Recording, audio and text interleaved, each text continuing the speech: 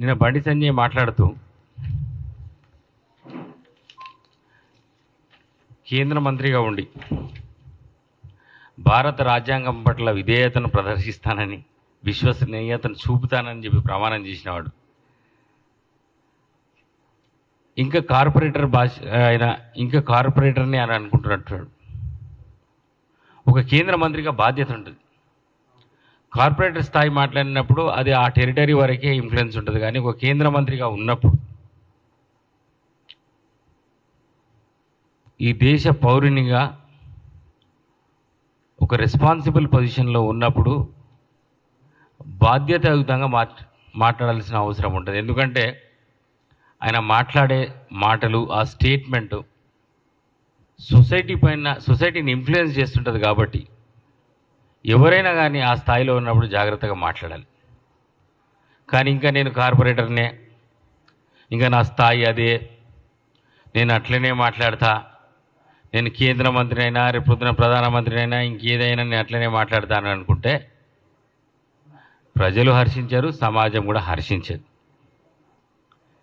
ఏదైనా కానీ ఒక విషయం పైన మాట్లాడినప్పుడు దానిపైన విషయ పరిజ్ఞానం అనేది ఉండాలి. ఏదో పక్కోడు చెప్పిండు కదా మనం మాట్లాడేద్దామని మాట్లాడుకుంటే ఒక కేంద్ర మంత్రిగా మాట్లాడడం కరెక్ట్ కాదు బండి సంజయ్ గారు. అంతకుముందు కూడా, ఇప్పుడే కాదు, చాలాసార్లు మాట్లాడండి. మంత్రిగా లేనప్పుడు కూడా అదే మాట్లాడండి. బండి పోతే బండిస్తాం, వరదలప్పుడు మాట్లాడి బండి పోతే బండిస్తాం, కారు పోతే కారు ఇస్తాం, ఇల్లు పోతే ఇల్లు ఇస్తాం. ఆ తర్వాత అడిగిన అందరు వచ్చి ఏమాయ అన్నా అని అడిగితే, కాదు బండి పోతే ఇన్సూరెన్స్ ఉంది కదా మీకు అని అన్నాడు. నువ్వు ఇన్సూరెన్స్ మరి నువ్వు ఇచ్చేది ఏంటి, మరి నువ్వు మాట్లాడే మాటలు ఏంటిది, మరి ఆ రోజు హామీలు ఇచ్చినావు కదా అంటే ఆయన అసలు ఏం మాట్లాడాలో కూడా తెలియదు. ఒక కేంద్ర మంత్రిగా ఆ తెలంగాణ నుంచి బండి సంజయ్ ఉన్నందుకు అసలు తెలంగాణ ప్రజలు ఏం పాపం చేసుకున్నారో కానీ ఇట్లాంటి మంత్రి ఉన్నాడు. చాలా మాకు కూడా గర్వంగా ఉంటుంది, మా తెలంగాణ ప్రాంతం నుంచి ఓ మంత్రి ఉన్నాడని చెప్పేసి. అది కూడా బలహీన వర్గాల నుంచి ఉన్నాడు, చాలా ఎదిగిండు. కానీ ఆయన బాధ్యత లేకుండా మాట్లాడుతున్నాడని ఒక బాధ కూడా కలుగుతుంది. నిన్న ఆయన మాట్లాడుతూ ముస్లింలని బీసీల్లో చేస్తే మేము ఒప్పుకోం, ఆ స్టేట్మెంటు పక్కోళ్ళతో ఎవరితోనైనా మేధావులతోనే మాట్లాడి అసలు ఈ స్టేట్మెంట్ కరెక్టేనా, మనం ఇస్తే కరెక్టేనా, ఒక కేంద్ర మంత్రిగా ఉన్నప్పుడు ఒక స్టేట్మెంట్ ఇచ్చే ముందు అసలు ఏం జరుగుతుంది, ఇప్పుడున్న పరిస్థితులు ఏంటిది, బీసీ రిజర్వేషన్లు ఏ విధంగా ఉన్నాయి, మండల్ కమిషన్ అంటే ఏంటిది, ఇవన్నీ కూడా అవగాహన చేసుకోవాల్సిన అవసరం ఉంటుంది. ముస్లింలకు రిజర్వేషన్లు ఇస్తే మేము ఒప్పుకోం, బీసీలో చేరిస్తే ఒప్పుకోం. మరి మండల్ కమిషన్ అనేది మండల్ కమిషన్ వాళ్ళు రిపోర్ట్ ఇచ్చినప్పుడు చాలా స్పష్టంగా చెప్పారు, ఈ దేశంలో 52% బీసీలు ఉన్నారు, ఓబీసీ. 52%లో హిందూ బీసీస్ అప్పుడు ఆ రోజు డివిజన్ అప్పుడు చెప్పారు, చాలా స్పష్టంగా బ్రేకప్ ఇచ్చారు. హిందూ బీసీలు 43.7% ఉన్నారు, ముస్లిం బీసీలు కూడా 8.4% ఉన్నారని చెప్పేసి ఆ రోజు మండల్ కమిషన్ రిపోర్ట్లో ఈ దేశవ్యాప్తంగా ఉన్నారని తేల్చింది. వీళ్ళంతా కలిపి 52% ఉన్నారు. ముస్లిం బీసీస్ అండ్ హిందూ బీసీస్ కలిపి backward classes, not caste, backward classes, వెనుకబడిన తరగతులు 52% ఉన్నారు. మేము లెక్క పెడితే 52% వచ్చింది. వాళ్లకు 27% రిజర్వేషన్లు ఇవ్వాలని చెప్పేసి ఆ రోజు మండల్ కమిషన్ సిఫారసు చేసింది. ఆ తర్వాత ప్రభుత్వాలు అమలు కూడా చేసిండ్రు. జాబ్స్ ఎన్లో, ఎడ్యుకేషన్ అండ్ ఎంప్లాయ్మెంట్లో, విద్యలో, ఉద్యోగాల్లో రెండిట్లో 27% రిజర్వేషన్లు ఇచ్చిండ్రు. ఆ 27% రిజర్వేషన్లలో ఓబీసీ లిస్ట్, అందులో ముస్లింలు కూడా ఉన్నారు బండి సంజయ్, అది తెలుసుకుంటే మంచిది.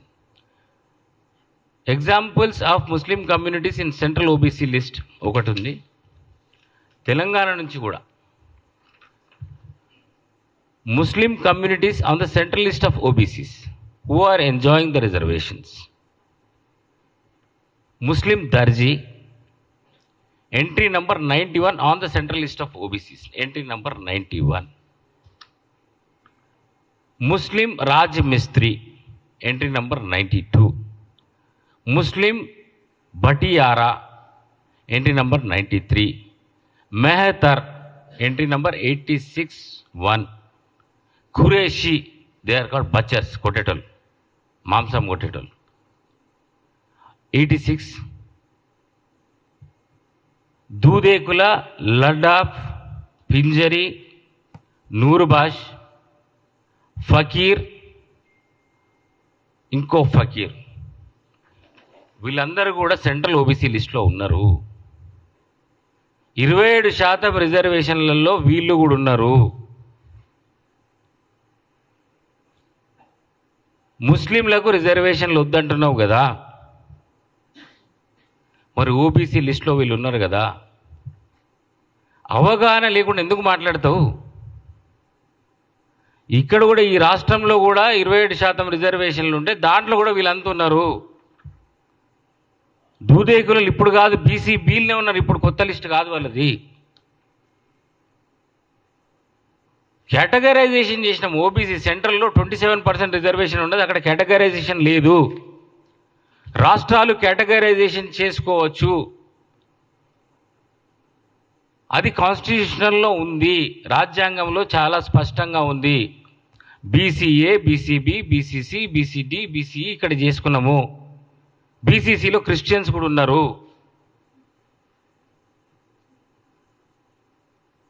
మరి ఇప్పుడు ఏమంటావు బండి సంజయ్? ఈడబ్ల్యూఎస్ రిజర్వేషన్లు 10% తీసుకొచ్చారు కదా,